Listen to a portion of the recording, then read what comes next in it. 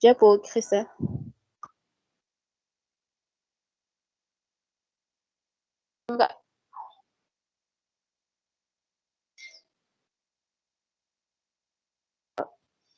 Reviens en arrière avant la diapo là.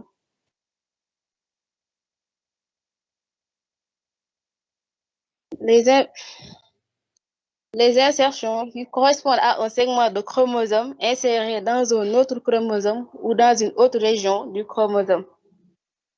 Donc, sur le schéma B, on a donc l'insertion au niveau du chromosome matérialisé avec la couleur verte. On a donc la cassure au niveau du chromosome ayant la couleur bleue avec insertion au niveau du chromosome ayant la couleur verte. Donc, pour Christelle, on revient un peu en arrière, s'il te plaît.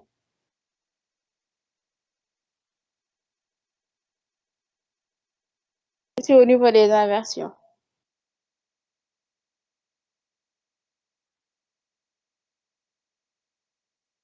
Donc, pour les inversions, il s'agit d'événements intéressant un seul chromosome secondaire à deux cassures. Le segment situé entre les cassures est inversé et réinséré. Si le segment inversé inclut le centromère, l'inversion est dite alors péricentrique. Et dans le cas contraire, on parle d'inversion paracentrique. Donc, sur ce schéma, en haut, on a donc l'inversion péricentrique qui concerne donc le centromère. Et en bas, on a l'inversion paracentrique située ici au niveau du bras long du chromosome.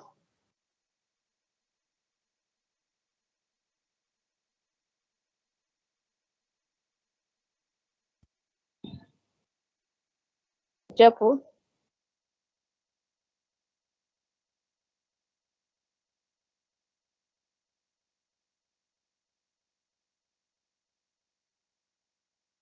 Donc, la duplication, il s'agit de remaniement opposé à la délétion. Son symbole sur la formule chromosomique est dup.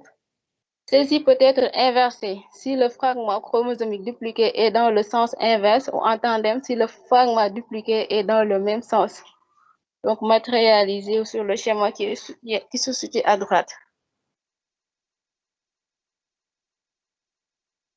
Donc, comme autre anomalie de structure, on a les chromosomes en anneaux. Donc, sont liés à la cassure aux deux extrémités d'un chromosome avec perte des extrémités cassées et recollement du chromosome. Donc, il est symbolisé par la lettre R sur la formule chromosomique. Donc, ici, on a la cassure avec perte donc des segments. Donc, puis donc un recollement donc des restes du chromosome qui donc forme un anneau par la suite. Donc, comme autre anomalie, on a les anomalies chromosomiques plus rares, à savoir les sites fragiles. Ce sont des zones de fragilité constitutionnelle localisées sur un autosome donné.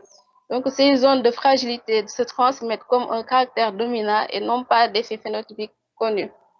Le syndrome de l'X fragile en est l'exemple typique.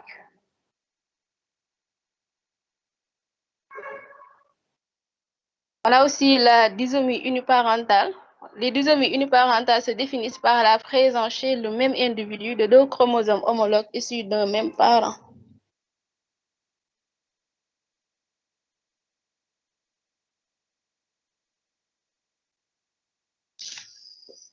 Diapo.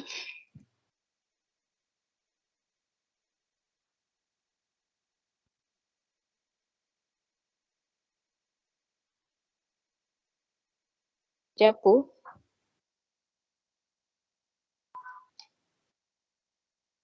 Donc, en grand 3, on va voir la démarche diagnostique en période anténatale et en période postnatale. Donc, en période anténatale, on va tester donc le fœtus pour déterminer s'il est atteint de certaines anomalies, de maladies génétiques héréditaires ou spontanées. Donc, les analyses sanguines chez la femme enceinte associées à l'échographie permettent d'estimer le risque d'anomalie génétique chez le fœtus. Si les résultats suggèrent un risque accru, des tests destinés à analyser le matériel génétique du fœtus, tels qu'une amniosynthèse, un prélèvement de villosité choriale, pourront être effectués. Donc, pour l'échographie fœtale réalisée au cours du deuxième trimestre vers la 18e semaine d'aménorrhée, on va avoir quelques signes d'appel échographique, à savoir les défauts des coussins endocardiaques ou du septum cardiaque primaire pouvant se manifester par une communication auriculo-ventriculaire. Excusez-moi. hyperécogénicité, une hyperécogénicité intestinale. Donc, Est-ce que vous m'entendez? Oui. Il y a un cours sur le diagnostic anténatal, donc c'est pas la peine de trop vous appesantir sur cette partie de diagnostic anténatal.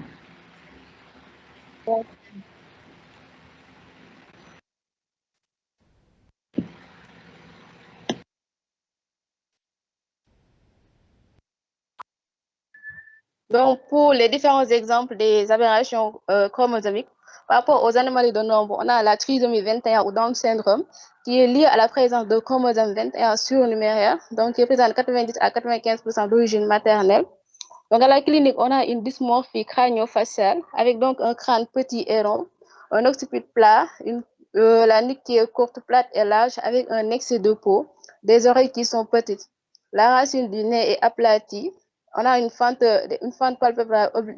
palpébrales obliques en haut et en bas avec un épicanthus et souvent un strabisme.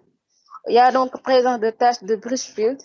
La bouche elle est petite et avec une macroglossie. Donc, comme autre malformation, on a donc la main qui est large et trapée avec une brachie mésophalangique, une clinodactylie du cinquième doigt, parfois la présence d'un seul pli palmaire transverse. Donc, l'espace entre les deux premières oreilles et orteils est augmenté. La peau est sèche et marbrée avec des anomalies de la pigmentation.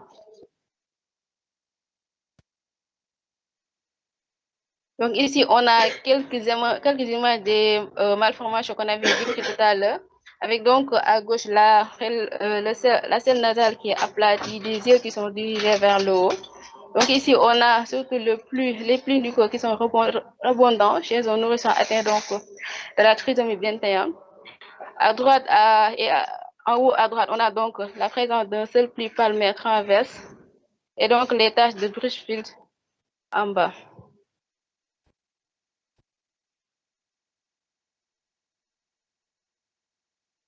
Comme autre malformation associée, on peut avoir donc des malformations viscérales, à savoir une sténose duodénale, une atrésie duodénale, une malformation anorectale. Donc, les malformations cardiaques, à savoir donc une communication auriculo-ventriculaire, communication intraventriculaire, une CIA, une persistance du canal artériel.